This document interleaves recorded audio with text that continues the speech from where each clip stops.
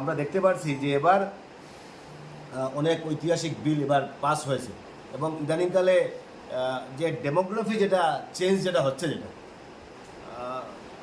প্রত্যেকটা যদি দেখা যায় সেন্সারে দেখা যায় যদি তো সেন্সারে 3-4% ইসলাম ধর্মাবলম্বীদের ভোট বাড়ছে। তো আমাদের ডেভেলপমেন্ট যদি করতে হয়, যদি ভারতবর্ষকে বিশ্বের বুকে যদি প্রতিষ্ঠিত দেশে রূপান্তরিত করতে হয়, যদি আসামকে যদি 5টা রাজ্যের মধ্যে একটা রাজ্যে রূপান্তরিত করতে হয় যদি, তাহলে জনসংখ্যা আমাদের কন্ট্রোল করতে হবে। এবং আমি মনে করি এই বিলের মাধ্যমে এবং সামনের দিনে পপুলেশন কন্ট্রোল বিল, এই পপুলেশনকে রোধ করার জন্য, পপুলেশনকে কন্ট্রোল করার জন্য যাতে ভারত সরকার অনেক চিন্তাধারা নিয়ে যাতে আমাদের পপুলেশনটা কন্ট্রোল করা হোক, তখনই ডেভেলপমেন্ট হবে। আজকে যতগুলো উন্নয়নশীল দেশ, যতগুলো দেশ আজকে ডেভেলপ দেশ, আজকে যেগুলো দেশ আজকে এগিয়ে যাচ্ছে, প্রত্যেকটা দেশ আপনি দেখতে পারবেন যে জনসংখ্যার ক্ষেত্রে ওরা একটা নিয়ম বা একটা পদ্ধতি মেনে বা মানুষের সেই মাইন্ডসেটটা তৈরি হয়ে গেছে যে জনসংখ্যা আমাদের রোধ করতে হবে। কিন্তু আমি মনে করি যে ভারতবর্ষ বিশ্বের বুকে সর্ববৃহৎ আমাদের জনসংখ্যা, এখন আমাদের সেই চিন্তাধারা করতে হবে, আমাদের জনসংখ্যাকে রোধ করতে হবে। যখনই জনসংখ্যা রোধ করবে তখনই আমাদের একটা সুষ্ঠু সুন্দর পরিবেশ সৃষ্টি হবে। আর দেখুন, জনসংখ্যা রোধ হওয়ার সাথে সাথে আমি মনে করি আমাদের সামাজিকভাবে আমাদের একটা সুস্থ একটা পরিবেশও হবে।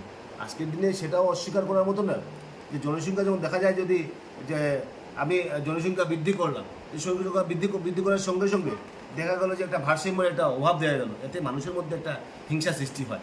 সোজা কথা, একটা সনাতন ধর্মাবলম্বীর ঘরে যদি 3টা ছেলে আমি অস্বীকার করছি না যে আজকের থেকে হয়তোবা 30-40 বছর আগে, 50 বছর আগে আমার দাদু হয়তো বা 5জন-6জন ভাই ছিল, কিন্তু আজকে সেই পরিবেশটা নেই।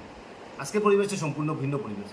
আজকে 2টা সন্তান, যে সনাতন ধর্মাবলম্বীরা আজকে হয়তো বা কেউ করে 2টা সন্তান, কেউ করে দেখা যায় যদি আজকে হয়তো বা আমি ধরে নিলাম অন্য একটা সনাতন ধর্মাবলম্বী বা ইসলাম ধর্মাবলম্বীর ঘরে যদি 8টা-10টা সন্তান হয়, যদি সেটা একটা ভারসাম্যের একটা মানুষের মধ্যে একটা ক্ষোভের সঞ্চার হয়।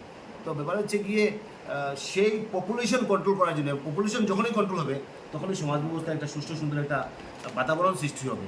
আমরা তো বিশেষ করে ইদানিংকালে আমরা দেখতে পাচ্ছি যে বাংলাদেশের যে ঘটনাগুলি আমরা দেখতে পাচ্ছি, এখনও আমরা দেখতে পাচ্ছি বাংলাদেশের ঘটনা এখনও দেখা যাচ্ছে যে মৌলবাদীদের সেখানে কীভাবে মৌলবাদীরা গ্রাস করে ফেলেছে বাংলাদেশকে। তো আমরা সেটা ভারতবর্ষে আমরা চাই না, আমরা চাই সুষ্ঠু সুন্দর পরিবেশ। এখন আমাদের ক্ষোভের বিষয় হচ্ছে গিয়ে বাংলাদেশে যখন ঘটনা হয়, যখন আমরা সেটার প্রতিবাদ করি, প্রতিবাদ করাটা স্বাভাবিক। আমরা তো রোহিঙ্গা যখন হয়েছিল তখনও প্রতিবাদ হয়েছিল, তখনও প্রতিবাদ করেছিলেন। আপনার ফকিরাবাজারে মিটিং হয়েছিল, আমিও সেখানে মিটিংয়ে গিয়েছিলাম। তো বাংলাদেশে যখন মঠ মন্দিরের উপর যখন আঘাত হয়, বা বাংলাদেশে যখন সংখ্যালঘুদের উপর যখন সেখানে নির্যাতন হয়, তখন যদি আমরা যখন আমরা কথাবার্তা বলি, তখন যখন কমেন্টস দেওয়া হয়, তখন বলা হয় যে না, আমি ভুল কথা বলছি। ও বাংলাদেশে যখন নির্যাতন হয় সেই কথা বললে আমি